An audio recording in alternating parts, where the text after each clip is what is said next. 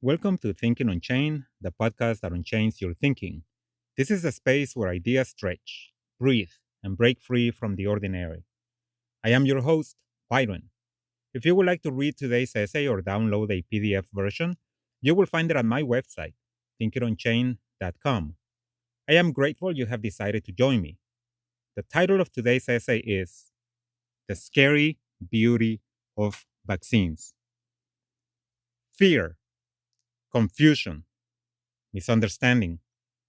The word vaccine arrives in the mind like a living thing, born, growing, and stirring whole constellations of emotions within the public imagination. To question a particular vaccine is an act of discernment. To question every vaccine is an act of forgetting. It forgets the long, fragile lineage of human effort that turns suffering into solvable problems. And it mistakes the shadow of uncertainty for the substance of truth. Whole peoples have been undone when their immune defenses met what they had never before encountered. History remembers this not as a moral failure, but as a tragic meeting of biological worlds. When the bodies of land natives collapsed before the invisible companions of the conquistadores, and when conquistadores themselves fell in territories whose microbial ecologies their own bodies could not decipher. In these encounters, no side was chosen by nature.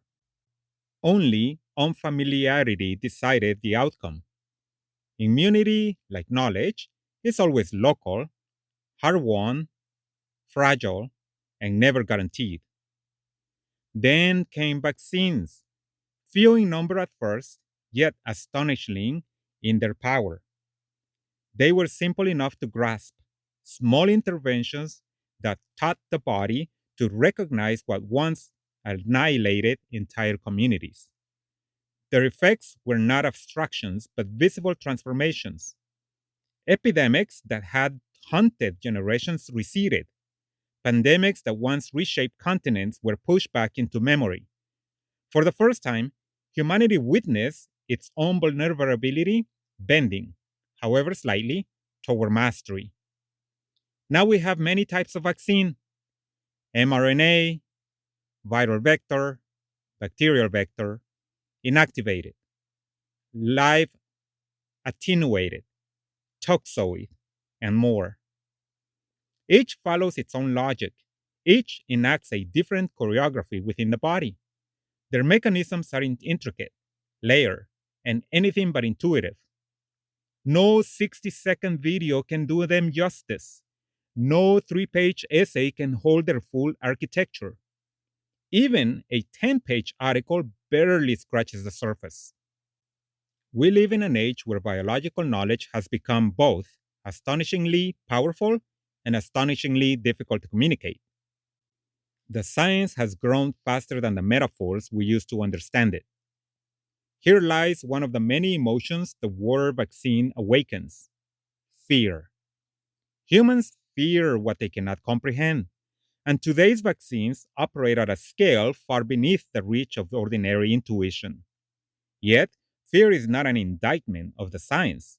It is a signal of the distance between our ancestral ways of knowing and the intricacy of contemporary biology. To cross that distance, learning is not optional. Education becomes the bridge, slow, deliberate, and essential, through which fear is transformed into understanding, and understanding into agency. For fear is often nothing more than the mind standing before a closed door. Learning is the act of opening it. And so the questions arise. How can experts communicate concepts whose very nature resists simplification? DNA and mRNA replication, microbiology, biochemistry, organic chemistry, virology, vaccinology, epidemiology. These disciplines operate in realms too small for the naked eye, too abstract for intuition, too intricate for casual explanation. They belong to a world that most people cannot touch, see, or imagine. And how then can the public become engaged in something that is not palpable? An infection prevented, a disease that never arrives, a catastrophe quietly averted. Prevention is invisible by design. Its success leaves no spectacle, no drama, no story. It asks people to care about what does not happen. And so another set of questions emerges. How can experts keep the public from arriving at simplified answers on their own? Answers that feel true because they are easy, not because they are accurate. How can specialists help people resist the ancient human habit of correlating cause and effect by proximity, by coincidence, by emotion? The mind is built to notice patterns, even when none exist. It is built to protect itself from stories that feel coherent. Thus, the claim that vaccines cause autism because autism diagnosis rose as childhood vaccinations increased is not merely incorrect. It is an example of the mind doing what it has always done, mistaking sequence for consequence, mistaking feeling for fact. The challenge, then, is not only scientific but philosophical. It is the challenge of helping a society trained by evolution to trust its senses, learn to trust something deeper: evidence, method, and the slow discipline of understanding. Those who make such simplified claims overlook an entire landscape of parallel changes. They ignore that the rise in autism diagnosis occurred alongside the widespread use of high fructose corn syrup, the surge in artificial colorings, flavorings, and sweeteners, the proliferation of plastics, the intensification of environmental pollution, and the expanding use of hormones, antibiotics, and pesticides in food systems. Our food has grown thinner with vitamins, minerals, amino acids, and antioxidants, essential elements for optimal growth and development. Food has been stripped of nutrients, swollen with sugar, fat, and salt, while our bodies have grown still, folded into chairs and screens. Stress, a quiet saboteur, a slow and cunning thief of health, has expanded into a constant presence. Sleep has become more erratic, and these shifts didn't unfold over centuries. They accelerated in the last 3 or 4 decades. Let us not forget that diagnostic testing has also improved in the last few decades.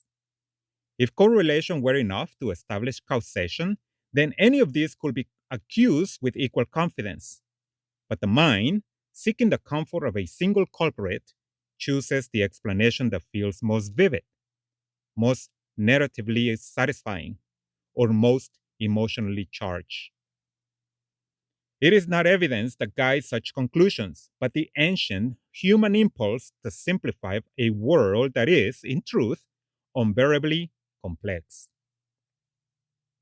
Asking the public to trust experts in an age when trust itself has been systematically eroded by influencers, politicians, media ecosystems, and those who profit from confusion will be difficult, but not impossible. The task before experts is no longer simply to explain, it is to communicate through a landscape saturated with noise, distraction, and competing narratives. The noise will not fade. If anything, it will grow louder, more sophisticated, more intimate in the ways it reaches people. Thus, the work of expertise must evolve.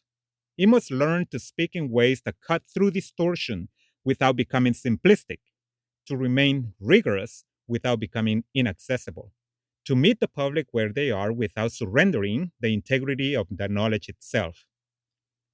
In a world where attention is the rarest resource, clarity becomes a form of courage. Experts must help dissolve the fear that grows in the absence of understanding. They must do it by explaining patiently, by showing clearly, by returning again and again to the work of illumination. They cannot surrender to exhaustion or cynicism. The task is slow, often thankless, and always unfinished. but it is necessary. In a world where confusion spreads faster than truth, perseverance becomes a form of care. Do not despair.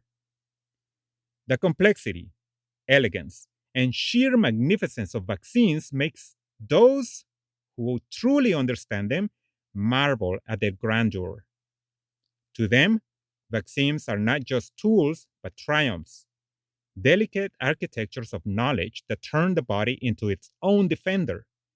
Yet, the very qualities that inspire awe in the knowledgeable can evoke fear in those who grasp them only partially.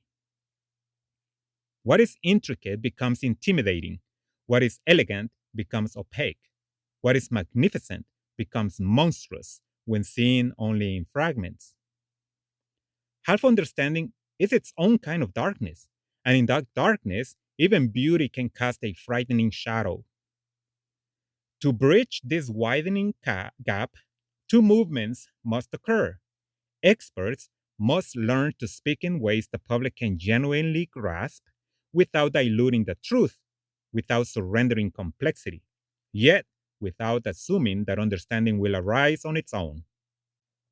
And the public, for its part, must be willing to step beyond the comfort of simpler explanations and enter the more demanding terrain of complex ideas.